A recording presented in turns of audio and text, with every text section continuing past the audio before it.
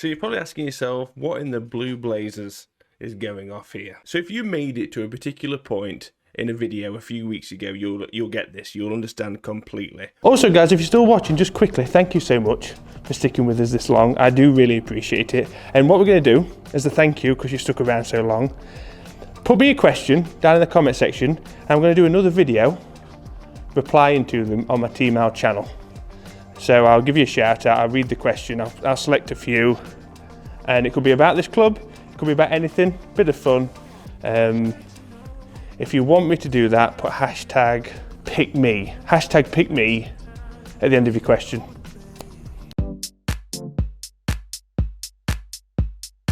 Comments based on specific text, and it was hashtag pick me.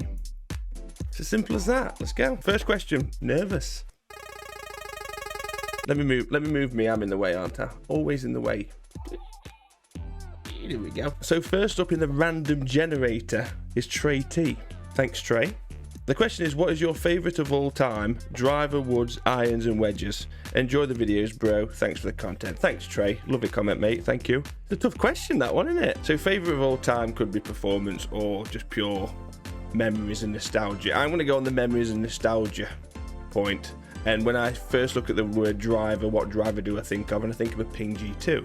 Ping G2 was the first proper fitted driver that I ever got, and I loved it. I really did. So driver, Ping G2. Irons would have to be Nike Vapors. I adored those irons, if not those VR combos. Do love me Nike irons. But obviously wedges, it's got to have to be Vokey. The early days, I remember the first spin milled I had. Those and probably some, the rack, the RAC TaylorMade wedges. I remember having that black nickel wedge. I'll see if I can get a photo of it. But yeah, great question, Trey. Good start, that one.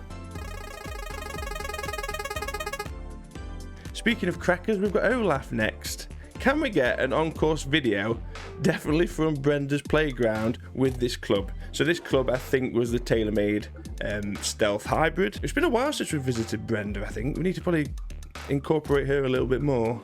Oh, by the way, love your content. Always puts a smile on my face. What a legend, Olaf. Thank you so much, pal.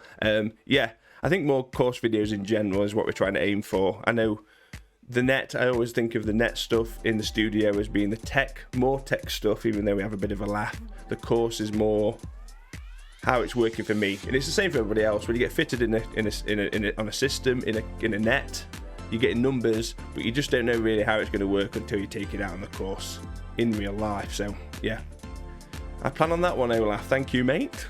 Ooh, there's got to be some trolls in here. Ian Redford. You're the man, Ian. What is the best club you have hit but never gamed with? What a question. Oh, I know. Maybe the high toe. Could have gamed the high toe. Always got on really well with it when I tested it. And I don't know why, I just never stuck it in the bag. And I reckon that could have been a bit of a mistake. Let's go again. This is fun. Daniel Johnson. Hi Alex, you've got loads of club head speed. For me, looking to add speed off a 10 handicap, got any advice?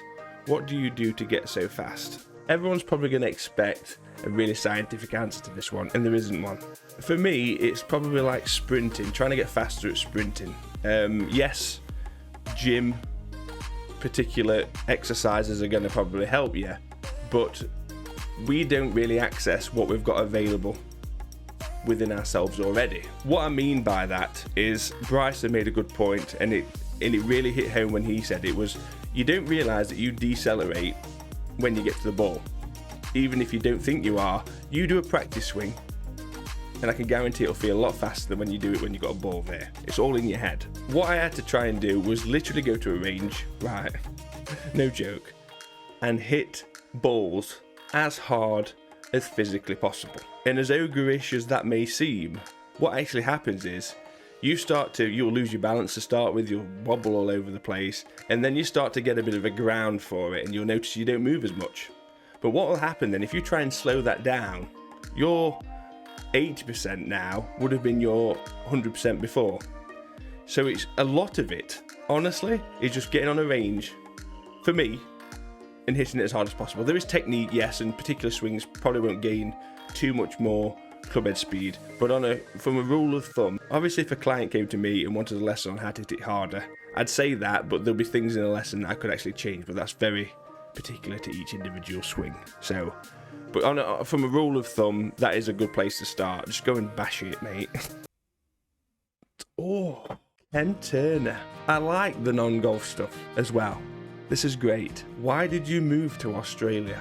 How long have you got, honestly? I didn't intend to. I reckon if my dad hadn't have moved here, I would never have even visited. It's not a place I've really, probably get in trouble for saying that, even thought about going. It's just been, like everyone says, it's too far away. We've always had like a really comfortable family, and for my dad just deciding to sell the house, quit his job, and move over to Western Australia was a big deal. Having never visited, may I add. I was too old, I was over 18 at the time, so I couldn't get on his visa, so for me to even get over there and stay, I had to get sponsored. So I came and visited at Christmas, which was very odd at like 45 degrees. And I absolutely adored it. Obviously there is a difference between going on holiday and living and working here. It's still living and working. It is an absolutely beautiful place, and I ended up going back to the UK and felt homesick about Australia, which I thought was very odd. So I think I had 2 more times of coming out here on holiday, and I was getting really, really down. I got beyond holiday blues. It was like I'm leaving my home almost feeling, especially my dad. Very, very close to my dad. My little brother, the snake, got automatic residency anyway because of his age, and I had to do it myself, really. So instead of just complaining about it and being sad, I sat down and emailed a few people. Golfbox got back to me and said, look, do you fancy an interview? We can't promise about sponsoring you, because sponsoring is like, doesn't happen very often. I went over on a holiday working visa, and this was at Christmas, I think 2014. I had the interview. They didn't do much social media at the time, so that was my role going into it. We said, well, look, get a working holiday visa. Again, we can't guarantee any sponsorships at all, but see how you go. Can you come out in June? So I'd gone from being really upset, bearing in mind I had like 4 days left. I've gone from being really upset about leaving Australia to like, oh shit, I'm now leaving the UK in 6 months. So it was a big turnaround mentally. And when I got here, I had a very, very difficult time. I was homesick again of the UK. And just sometimes the grass is not always greener, but it ended up being so. I love it here, and I will, hopefully for a very long time. That was fast. There's more to it. If you bothered, I can tell you the story in another time. Right, next one. Great question. Kev Rec. Al, Kevin in Indy here. Kevin in Indy. Al, Kevin in Indy here. Al, Kevin in I can't say this. Al, Kevin in Indy here. Have you had a lot of instruction over the years, or is that very powerful and efficient motion of yours more of a natural thing for you? Thanks, mate. I am quite lazy with instruction now, and even though I like teaching, I'd never teach myself, and it's very difficult to do so, so I'd always get somebody else to do it. Yes, I've been quite lackluster recently with that sort of stuff, but as a junior, starting out, I was absolutely, I was going to say pounded. It's probably not the best term. I did a lot, couple of times a week, really hardcore. Really? A lot of lessons, a lot of junior county training, that sort of stuff. It's like with the swimming when I was younger, early morning almost every day. Golf was quite intense. It gets from a point of being a hobby to, look, let's knuckle down, and you start playing for things. So there wasn't really a transition from that point of view, but I've always been relatively long in distance, but trust me, like everyone, I have had many problems. Ziggy Rampage, what's your longest drive with a putter? So I remember a video of Kyle Berkshire going up, so I did a challenge on it actually. I'll link it down below if you've not seen it. I think I just saw 279 yards. So that would be it. Didn't know it went that far. Wow. Thanks, Ziggy. Great name, Mr. Stardust. 2 more.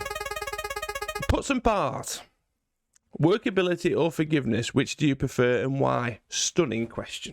It really does depend on what job you want each specific club to do. So driver, I wouldn't really shape a driver too much. Even if I did, it would be minimal. So I'd probably go more of the forgiveness side there, as long as I don't have ridiculous amounts of spin. And irons would definitely be workability. Even in the longer stuff, I know a lot of people would like the forgiveness aspect, a bit bigger, higher launch, easier to hit. Don't usually have that problem getting the ball up in the air. But I do love having the workability, something to play off of, shot shapes, that sort of stuff, different trajectories, try to. So yeah, I'd say forgiveness more, woods, workability, irons. One more. Who's it going to be? I've enjoyed this. We need to do this more often. Jim Smith. Why can't you hit a hybrid 300 yards? It's about as trolley as we're going to get, Jim. I know. If you've seen the video, if you've not seen the video. I tried, Jim. I tried. What are your bucket list courses to play, Brett Shaw? Obviously, Augusta. Probably will never happen, like the majority of us, but it will always be firmly in the top spot. Never played St Andrews, but I do hear about St Andrews that it's not all that when you don't play in the open. Not that you're going to play in the open, but when it's lined with people and you can see where you're going, it's awesome. It's like one of the best golf courses in the world. But when it's not like that, it's like a field. Could be wrong. Never played it. If you played it, comment below and let me know.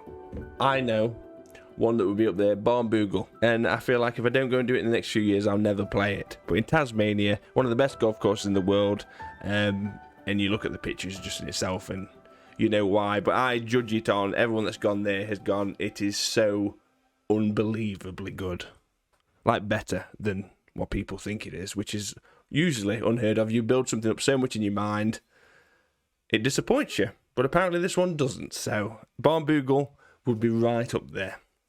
Guys, thank you for that. We didn't get through everyone, but we've had a fair crack at it. Thank you so much for everyone that stayed in the video, got to ask a question, and sorry for anyone that I didn't get to pick, but hopefully next time I'm going to throw it randomly in a few videos and we can, well, do this again, because I really enjoyed that. Really did enjoy that. Thank you. Remember, guys, the TEAMAL channel is literally content vomit. There's going to be everything from gaming, but the majority is still golf and vlog, daily vlog related. So if it's not specifically golf for the main golf channel, it will be on the TEAMAL channel. So if you like this sort of stuff, please hit the subscribe button and the bell notification. Bye for now.